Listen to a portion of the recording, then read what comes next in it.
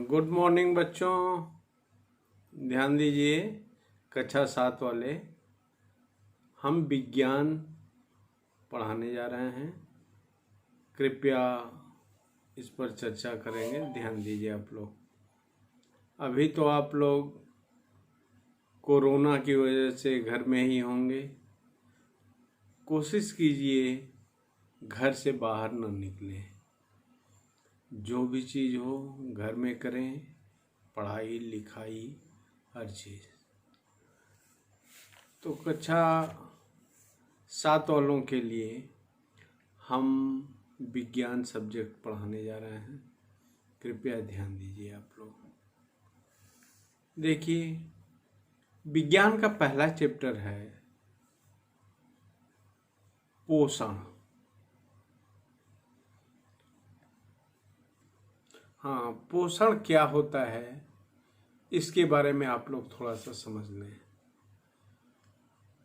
सभी जीव जंतुओं को भोजन की आवश्यकता होती है और वह भोजन हमें ऊर्जा देता है, जिसके द्वारा उनकी वृद्धि होती है। तो ध्यान दीजिए। हाँ, हमने आप लोग को बताया कि भोजन के द्वारा ही जीव जंतुओं को ऊर्जा मिलती है और उसी से उनकी वृद्धि होती है। पोषण मुख्य रूप से 2 प्रकार का होता है। दोनों आप लोग पहले ध्यान दीजिए। हाँ, पोषण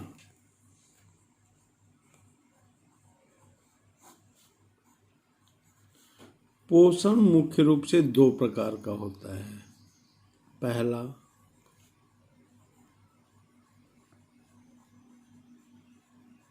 स्वपोषण और दूसरा होता है परपोषण।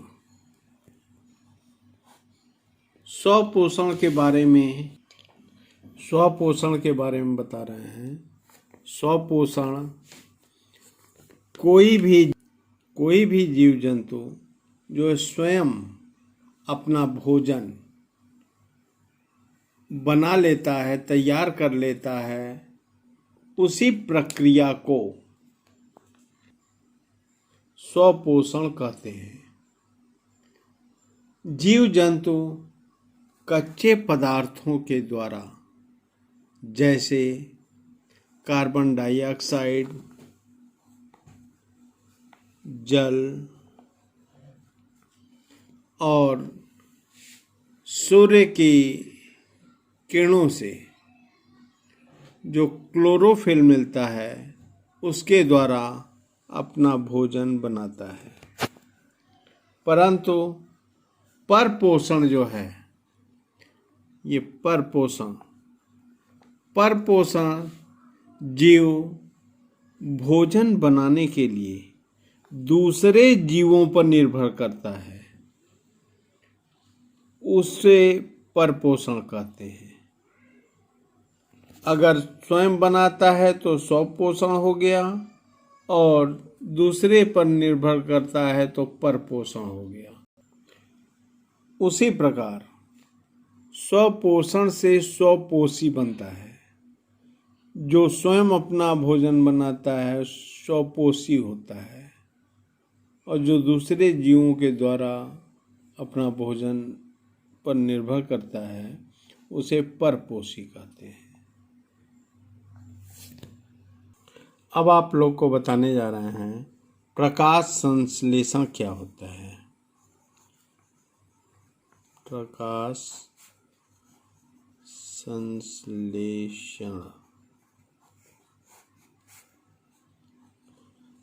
संश्लेषण में हरे पौधे अपनी पत्तियों के माध्यम से ऊर्जा प्राप्त करते हैं और उसी को प्रकाश संश्लेषण कहते हैं।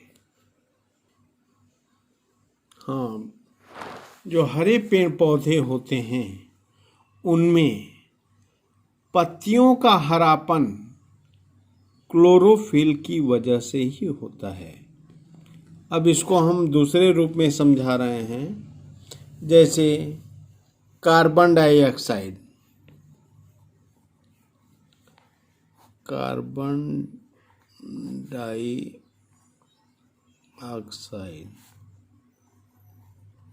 इसमें अगर जल मिला दिया जाए और उसे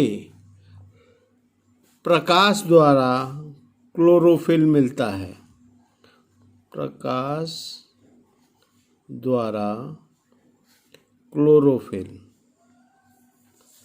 तो वह ग्लूकोज